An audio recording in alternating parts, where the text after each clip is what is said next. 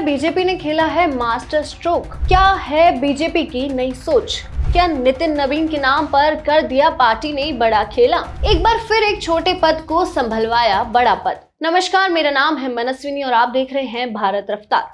BJP के नए राष्ट्रीय अध्यक्ष को लेकर चल रहा इंतजार फिलहाल खत्म नहीं हुआ है, लेकिन पार्टी ने संगठनात्मक स्तर पर एक अहम तत्कालिक व्यवस्था कर दी है।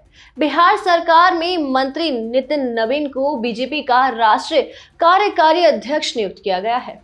उनकी नियुक्ति के साथ ही पार्टी नेतृत्व में संभावित बदलावों को लेकर राजनीतिक चर्चाएं तेज हो गई है। नितिन नवीन ने जिम्मेदारी के लिए पार्टी नेतृत्व का आभार जताया और ऐसे में प्रधानमंत्री नरेंद्र मोदी सहित बीजेपी के कई वरिष्ठ नेताओं ने उन्हें नई जिम्मेदारी के लिए बधाइयां दी है। नरेंद्र मोदी ने सोशल मीडिया प्लेटफॉर्म एक्स पर लिखा कि नितिन नवीन ने एक कर्मठ कार्यकर्ता के रूप में अपनी अलग पहचान बनाई है। वे युवा, परिश्रमी और संगठनात्मक अनुभव से समृद्ध नेता है। बिहार में विधायक और मंत्री के रूप में उनका कार्य प्रभावशाली रहा है और उन्होंने जन आकांक्षाओं को पूरा करने के लिए पूरी प्रतिबद्धता से काम किया है। प्रधानमंत्री ने विश्वास जताया कि नितिन नवीन की ऊर्जा और समर्पण आने वाले समय में पार्टी को और मजबूती देगी। अब बीजेपी में ये पहली बार नहीं जब अध्यक्ष पद से पहले कार्यकारी अध्यक्ष की व्यवस्था की गई हो।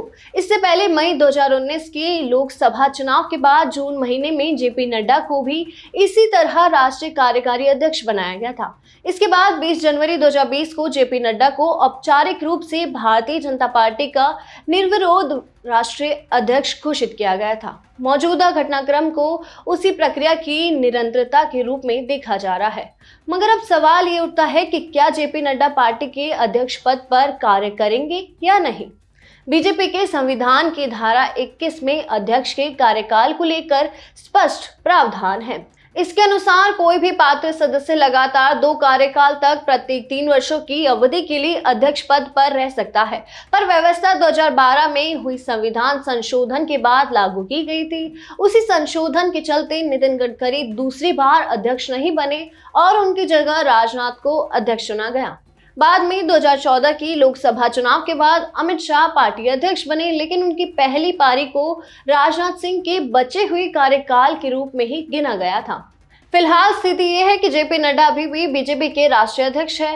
नितिन नवीन की नियुक्ति राष्ट्रीय कार्यकारी अध्यक्ष के तौर पर हुई है और उन्होंने जेपी नड्डा से औपचारिक रूप से अध्यक्ष पद का कार्यभार ग्रहण नहीं किया है। पार्टी संविधान की अंतरिम व्यवस्था के तहत नितिन नवीन नए अध्यक्ष के चुने जाने तक संगठनात्मक जिम्मेदारियां ही संभालेंगे। अब राजनीतिक गलियारों में ये भी चर्चा भी तेज है कि आने वाले समय में नितिन नवीन को ही पार्टी का पूर्णकालिक राष्ट्रीय अध्यक्ष बनाया जा सकता है। हालांकि इस पर अंतिम फैसला पार्टी की औपचारिक प्रक्रिया और शीर्ष नेतृत्व की सहमति के बाद ही होगी।